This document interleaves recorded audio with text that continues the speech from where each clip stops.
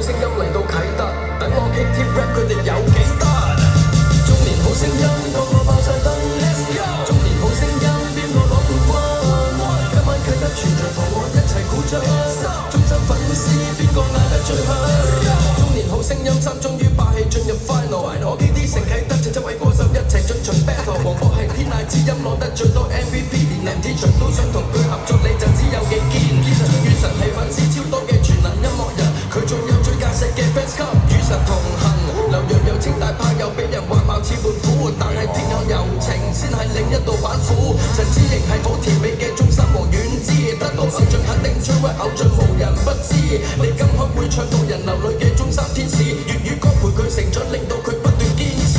趙俊成又冇自信，後來越唱越有效果，由最尾跑翻上台，你真係鼓勵唔到喎。詹士丁丁唔識中文，但會唱學友嘅歌，唱到又有技巧又有感情，真係識貨。